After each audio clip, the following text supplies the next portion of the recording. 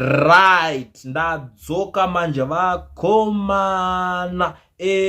Pane nyaya yekutenderera mukiza mese parikunzi vanhu veZANU-PF vakudeiko kunyaya dzemotikari dzekwaMutukudziza yatengwa ika vanga vakuzodei kuda kusvotesa vanhu kuda kurwadzisa vanhu iri chii chamuri kuzviitira vanhu veZANU-PF ndo nyaya yanga iri kunetsa handiti but nyaya iri kunetsa kudaro Nick Mangwana ndiye atonyatsobvunzwa because Japreza aswera achitukwa hatinzi iwe kunzi goti but mbudzi yacho kwa iri kunodyira kwacho kakantori ma1 dai yangodyawo mufenje zvinoita vamwe nichidyawo yakawanda kwete ngobva yabuda pachina kudaro. Now nyaya iri kuitika ndeyekuti pane vanhu the Mira Masvingo ndovabvunza vakati what has Nick Mangwana, a government spokesperson, to do with a private donation to Mutukudzi's wife by a convicted criminal? Of course, government is always taking people of this country for granted, but are you not taking it too far? Anza zvanyanya here tikuzviziva zvedu kuti mimi vanhu hamuna basa navanhu munongoona unge vanhu hameno zvamafunga ikoko tai, but why Mr. Nick Mangwana mazochuza kuita zvinhu zvakadai so izvi ende mimi havaniki ndimunotombobuda muchitaura mashoko ekuti vanhu vaite stedika ndimi timu racho permanent secretary of Nikirini vakomana vepropaganda kava vanobuda vachigadzira mamwe mashoko ekuti vanhu muite sted muone nge hurumende iri kunakisa zvinhu, but why mazobuda offside to this extent? Ndo mubvunzo wanga uri kubvunzwa. Nick Mangwana ndobva apindurawo I understand kuti vanhu havabvumirane naye zvaanenge achitaura because iye munhu kuti akatongolabelwa zita rekuti uyu anonyepa mazvona, but mashoko ake apindura hansi kuzoti akunyeba kwandati achokwadi but ndo zvaapindura ari kuti well, I'm not sure what you are on about. Ja was at his studio, I was there with him. My Mutukudzi came by the same studio. Photos were taken at Ja's studios under those very circumstances. Now what are you really accusing me of doing? Being friends with Ja or going to his studio or having a photo taken? Sanzi yamuri kundipomera nayo ya ipapa. Hanzi ininiwo ndinotamba naJapreza saka takandiri kustudio kwake kwaanotsikisa mhanzi pano ndo pabasa pake paanoswera achishanda naika.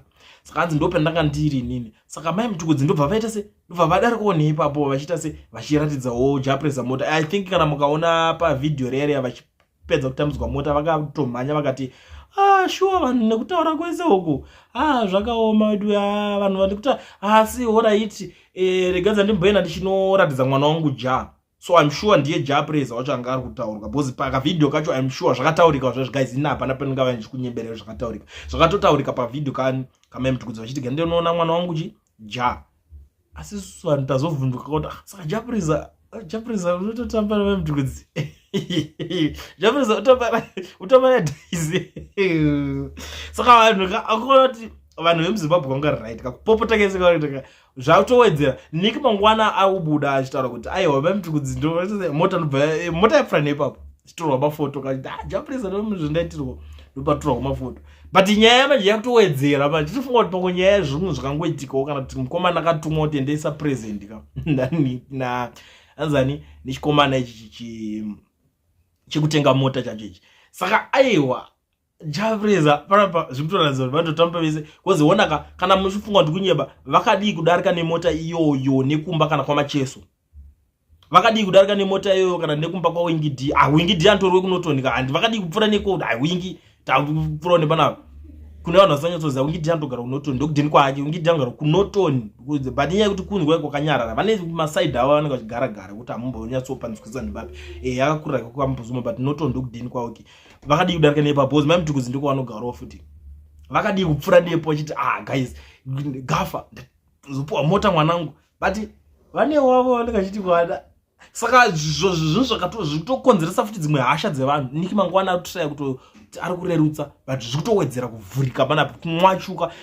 Ndiri kuonawo vanhu vari kuzobudawo vari kupindura panapa vari kuti kozoitawo uyo wekureba uyu nechembere dzinopa nyika marwadzo haatotsiurikika asi akaromba here kukomba here mazimbabwenzi chii avazimbabwenzi vahwani umwe ari kuti the way he is standing next to her is inappropriate. Then again, this is Nicki Minaj was we are dealing with, so anything is possible. Niki Mangwana that was Nicki Minaj pakashata ungwari kuti that the donation would have made sense being extended to the orphans left behind, that an old Magogo almost going as if it was sincerely genuine and no political. Yeah, I think apa zviri kumeka sense. Mota iyi vanhu vakatombotaura kuti kunyange kuti munhu azodzurwa ake zvikuita nemari yake, but yaikwanisa kutobatsira kana zvaikwanisa kunge zvine musoro dai yakapuwa ana Selma. Since ana Selma ndo vasina chavaka benefita pazvinhu zvani zvababa wavo, anditi ndo zvinhu zvaingodiwa navanhu vakawanda. Mota yenyu mabudisa vachivhayo, but mangopochi avamwe vasikana toziziva kuti munenge mune pfungwa dzimwe mafungiro enyu munenge muchiita aiwa haya akazidai moti right. Inini zvandakuita panapa ndakupa vana uyu mota vainya uchema kuomboratidzawo kutonodza marwadzo enyika, but no akabva atimira tinopa iva vacho vari kuaccuswa.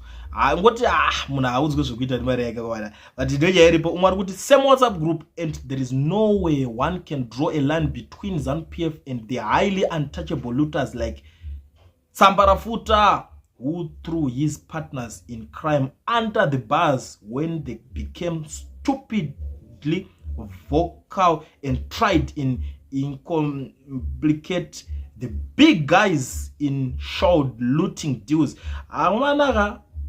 But let's hope Japi yake anyazozisa ayakutofira.